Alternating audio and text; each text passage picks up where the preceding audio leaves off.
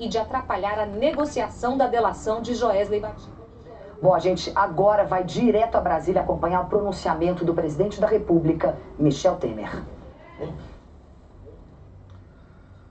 Olha, ao cumprimentá-los, eu quero fazer uma declaração à imprensa brasileira e uma declaração ao país. E desde logo ressalto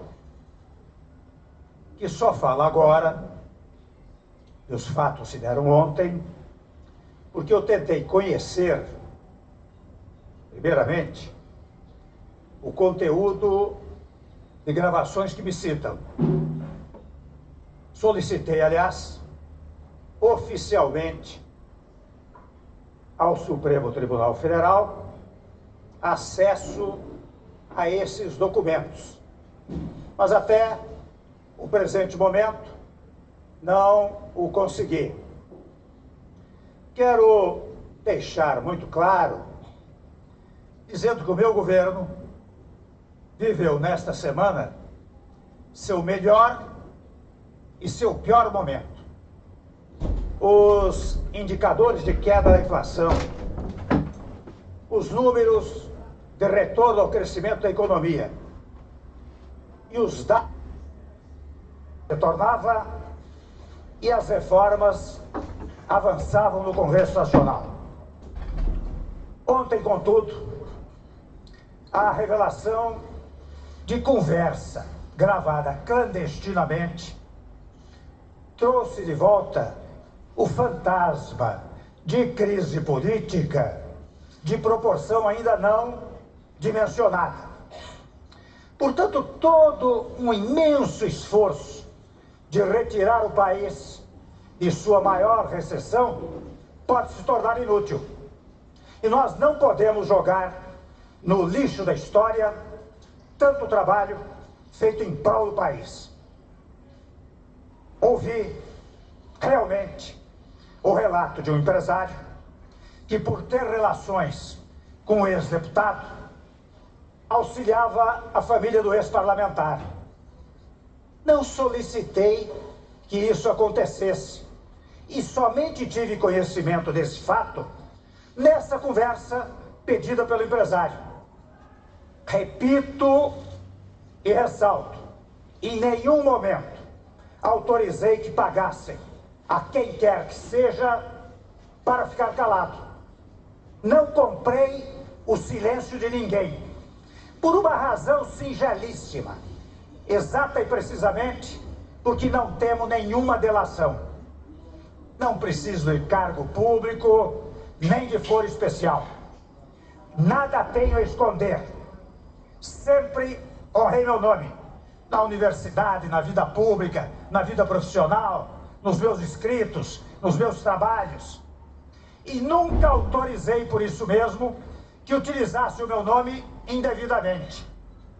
E por isso, quero registrar enfaticamente a investigação pedida pelo Supremo Tribunal Federal será território onde surgirão todas as explicações.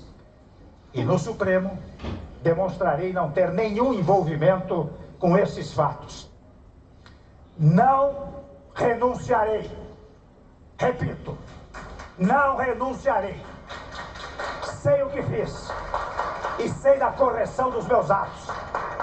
Exijo investigação plena e muito rápida para os esclarecimentos ao povo brasileiro. Esta situação de dubiedade ou de dúvida não pode persistir por muito tempo. Se foram rápidas nas gravações clandestinas, não podem tardar nas investigações e na solução respeitantemente a essas investigações. Tanto esforço e dificuldades superadas, meu único compromisso, meus senhores e minhas senhoras, é com o Brasil.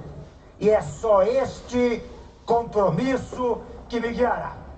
Muito obrigado, muito boa tarde a todos.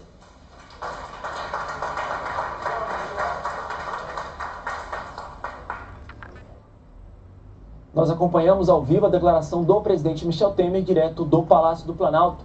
mais informações sobre esse assunto durante a nossa programação. Continue com a gente aqui na NBR, a TV do Governo Federal.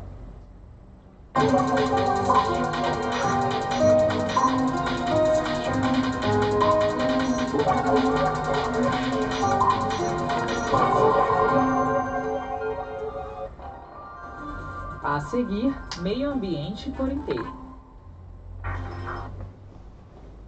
Jornal das 4. Mas voltando então à minha pergunta, Natuza, agora ele deixou bem claro que ele não vai renunciar. O que a gente pode esperar a partir desse momento? O que parece é que o presidente está se agarrando aos indicadores, bons indicadores econômicos que a gente vem acompanhando aí essa semana e na semana passada.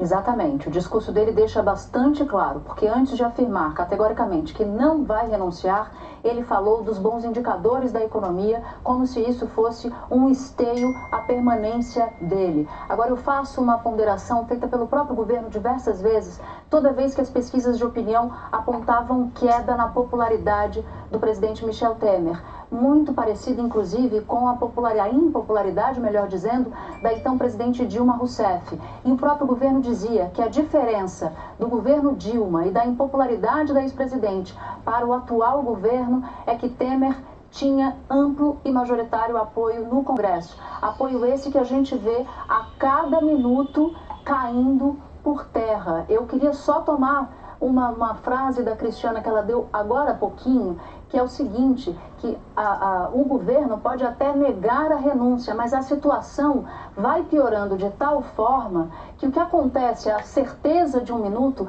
não necessariamente se reproduz dali a alguns minutos adiante. Portanto, o presidente da República, por mais enfático que seja, tem de perceber, e ele próprio, por ser um personagem político egresso do Congresso Nacional, saber que a governabilidade é o esteio da sua permanência. Se ele não tiver essa governabilidade, ele pode inclusive dizer e repetir que não renunciará, mas aí a sua saída passa a ficar cada vez mais iminente. Bom, vou passar a bola aí para Brasília. Eu vi que todos vocês estavam concordando com a Natuza enquanto ela falava. Como ela citou a Cris Lobo, Cris, vou começar com você. É isso aí que a Natuza acabou de falar pra gente, que você sempre fala, né? O que a gente conta aqui no Estúdio I, muitas vezes muda no edição das 4 e muda ainda na edição das 6. Foi exatamente o que a gente viu acontecer em relação à renúncia, por exemplo, para dar um exemplo bem recente.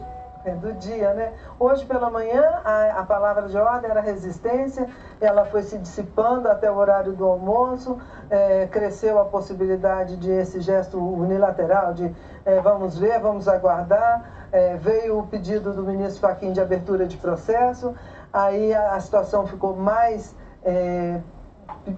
agravada ainda. O presidente pediu as fitas ao Supremo Tribunal Federal para saber o que tinha exatamente ele dito, e quando se pensava que ele iria até renunciar diante dos fatos e dessa, vamos falar, de degringolação mesmo do ambiente político para ele no Congresso, agora ele vem, recobra uma energia que é até incomum para ele e diz que não, que fica. Agora, a gente não vê no Congresso um impacto positivo para isso, a ponto de reverter a situação dele. A gente não viu desde ontem, eu acho que Camarote e Valdo aqui comigo, que estivemos no Congresso, a gente não viu nenhum grande ato de apoio a ele. Nenhuma manifestação sequer de apoio a ele. Até essas palmas dentro do Palácio do Planalto, eu vi que tinha um que estava tentando puxar, mas eu não vejo ainda essa situação de apoio político para ele. Então, se ele não renuncia, esse número de pedidos de abertura de processo de impeachment para ele podem continuar, deflagrar, né, ter prosseguimento. Lembrando que ele tem o presidente da Câmara como um aliado que facilita um pouco para ele. Mas dá um pouco a sensação também, aproveitando isso que a Cris Lobo acabou de dizer, né, Camarote, que ele está cada vez mais isolado mesmo, né, o presidente Michel Temer.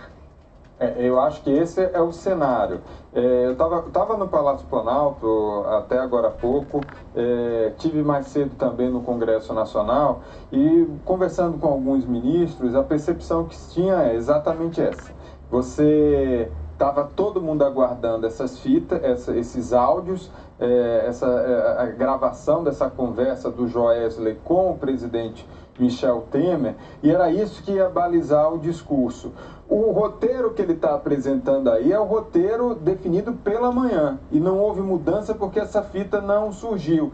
É o roteiro de dizer, olha, o meu governo trouxe uma melhora econômica para o país estava vivendo essa semana o seu melhor momento, com bons índices, sendo que o próprio discurso que estava sendo construído pelo Palácio do Planalto, ele acaba se desmontando no momento que a economia derreteu no dia de hoje. Então, a estabilidade política que ele tinha no Congresso, ela também deixa de existir. A gente está vendo o primeiro-ministro a pedir demissão, anunciando, conversando com integrantes da bancada do PSDB, o ministro Bruno Araújo das cidades. E isso daí deve ter um efeito cascata, com outros ministros também, o PSB já anunciando a necessidade da queda, do fim do governo Michel Temer pelo presidente do partido, Carlos Siqueira. E isso daí acontece também no PPS, que tem 2 ministros. Então, a situação do Temer é que ele perdeu a governabilidade, a base já não acredita mais nele. Então, você tem um discurso ali de permanência, dizer que não renuncia, mas segundo o que eu vi no Palácio do Planalto, é o seguinte, olha, o discurso, a gente tem que ver os fatos a cada hora. Então, os fatos vão mudando. Todo mundo agora no aguardo da fita, até para ter uma posição oficial. É isso que o Palácio Planalto também está esperando, uma posição oficial dos partidos. E, Camarote, como a Cris notou aqui, o tom dele no seu discurso foi muito enfático, né? Ele repetiu 2 vezes, não renunciarei, eu não vou renunciar, foi firme nessa declaração dele. Indicando que hoje, durante o dia, como a Cris estava dizendo, ficou oscilando, realmente desde cedo, ele estava falando que não iria renunciar. Inclusive, ele disse que, olha, estou sendo alvo, começou a os deputados, senadores, hoje de manhã, disse que se sentia alvo de uma conspiração, né? Estou sendo alvo de uma conspiração, porque no melhor momento do meu governo vem essa informação que atinge a mim diretamente, sugerindo que ele estaria sendo alvo ali de uma operação, de uma grande orquestração para derrubá-lo do governo, quando a gente sabe que não é bem assim que está acontecendo. E aí a dúvida de muitos aliados é o seguinte: um presidente ficar sangrando em praça pública é muito ruim para ele, para aqueles que são seus aliados. Daí essa informação do Congresso, que a Cris trouxe, que você trouxe também, de alguns aliados já pensando em abandonar o governo, sair da base aliada do governo, e aí a gente fica com aquela grande interrogação: como é que fica o andamento das reformas no Congresso? Reforma trabalhista, que estava encaminhada para ter uma votação no Senado até o final de maio, início de junho. A reforma da Previdência, que poderia ter uma votação também no final de maio ou início de junho, em primeiro turno na Câmara dos Deputados. Medidas importantíssimas para o governo. Nesse cenário, o que vocês acham? Essas reformas vão andar ou não? Eu acho que o calendário já se alongou completamente. Se for retomado, vai se alongar ou não retoma de uma forma. A reforma da Previdência, pelo que eu percebi, hoje ninguém mais está tratando disso lá no Congresso Nacional. Eu conversei com muita gente. A avaliação é que o Temer estava conseguindo, com muito esforço, caminhar para uma maioria na Câmara e diante de muita negociação. Mas nessa situação, ele não tem mais como comandar esse tipo de... E como você disse, Camarote, a economia sofreu muito no dia de hoje, né? A Bolsa caiu fortemente, o dólar deu uma subida, chegou a subir 8%, e agora está subindo 6 e pouco por cento, ou seja, está tendo uma alta forte do dólar. Agora, essa questão, até onde a crise política pode ou não contaminar a economia brasileira? Hoje o ministro Henrique Meirelles dedicou o dia a conversar com investidores, conversou com o pessoal do FMI, do Fundo Monetário Internacional, passou uma mensagem para eles: olha, tudo indica que se houver algum desfecho que leve à saída do presidente da República do cargo do Palácio Planalto, tudo indica que talvez a equipe econômica seja mantida, não seja alterada, para tentar uma sinalização seguinte: talvez o Congresso nem ande com as reformas, mas a política econômica, a gente toca aqui, será mantida. Valdo, deixa eu só agradecer.